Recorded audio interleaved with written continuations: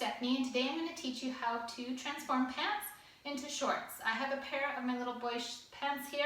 If your kids are anything like my boys, they have holes in their knees, and so instead of tossing these pants, I'm going to give them a second life and transform them into some shorts. This technique though is great for any pants that you have in your wardrobe. If they're adult pants that could use a second life, you can transform them into shorts for this summer. So let's go ahead and get started. To begin, you want to try on your pants and put a pin in at the height that you wish your shorts to finish at. So this is not where we're going to go and cut. We're simply just putting a pin to see where the shorts would sit nicely if they were hemmed and finished at that length. Next, I'm going to take a piece of chalk, or if you have bar soap, those are great tools to use for marking, and I'm just going to mark the spot where I put my pin so I can remove it. Because we have to hem it, so that means flip the raw edge up and sew it in place so it's a finished edge, we are going to measure 1 inch longer. So I'm not going to cut there, I'm going to measure 1 inch longer, and this will become my cut line. Before you cut, you're going to make sure that your line, the one that's the 1 inch longer that you've marked, is exactly parallel to the hem of your pant. So I have a nice Omnigrid ruler that makes it easier, but you can use a tape measure and do a few checks. You're going to just measure from your hem up and your hem up and make sure they're the same distance so that you don't have sort of a sideways hem. You want it to look parallel to the floor. Once you've done that, you can mark your line and either use a rotary cutter, which I'm going to do, or use a pair of shears and cut along that line. Once you've measured the same amount from your hem on the other leg, you're just going to check from inseam down to make sure that your inside leg is the same on both sides, and I would then do a quick check on my outside seam. I would line up my waistband here and just pull it on down and also make sure that they match at the bottom. Because we could have slipped in our measurements and changed our angle, one might not be as parallel to the floor. So once they're determined they're the same length, we're ready to start hemming them up. So once you've checked your length, I've gone ahead and serged around my bottom of my leg. It's not necessary if you don't have a serger. You could zigzag stitch close to your edge. This just helps to prevent it from fraying.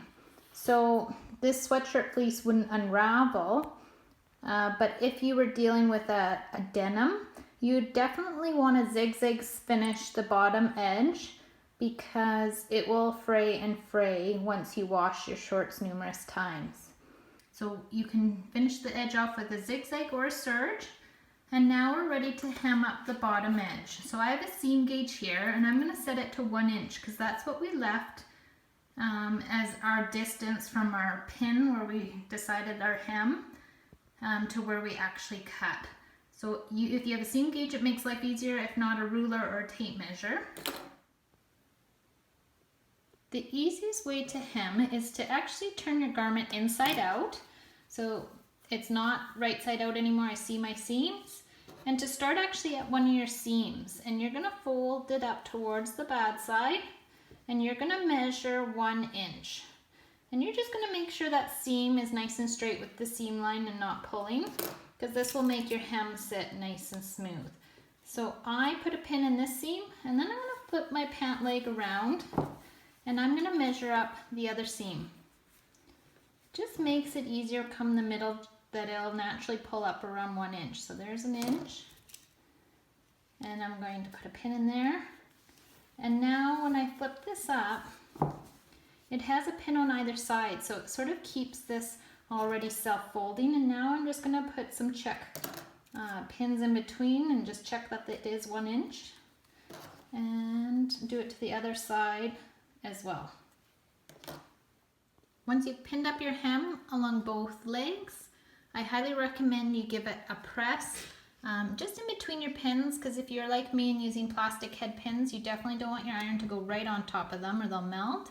So just giving it a nice press in between will help your hem stay flat while you sew it and a smoother appearance. We will give it a final press once we're done as well. So go ahead and press the bottom of your hem. When it comes time to sewing your hem, a few things you should look at that were on a straight stitch, a centered needle, 2.5, you could even hem it at a 3. It's like a top stitch, it'll sit on the surface a bit more. That's ideal for denim as well. And then you're going to want to remove your accessory compartment. On my sewing machine here, I can remove this so that when I sew my hem, I can slide the fabric around the free arm and it can twirl so much easier. You're going to want to line up along your guides somewhere that is close to the top, not to the bottom fold.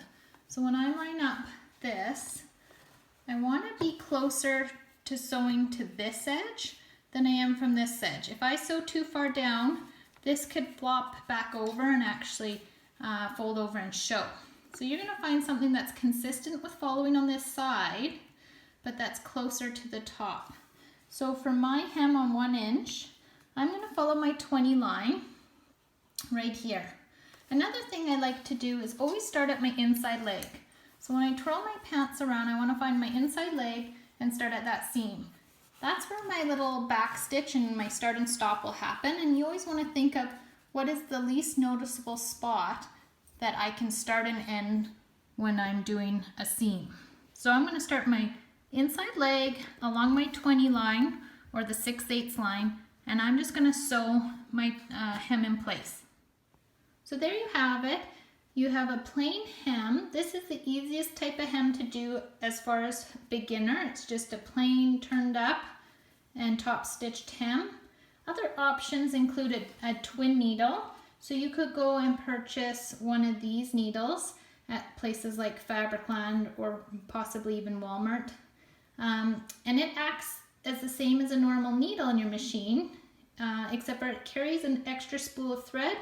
And so one of your threads will go through one eye and the other thread on your top will go through the other eye of this needle, and it would do a double stitch along the bottom and sort of a zigzag along the back. And then there's also a Cover Pro. So it has a twin sort of stitch just like the twin needle, and it automatically surges along the back as it hems. So that's also an option if you had a Cover Pro machine at home. Again, this is the easiest, simplest way to just turn pants into shorts. I hope you've enjoyed this video and can get some second life into all those pairs of pants.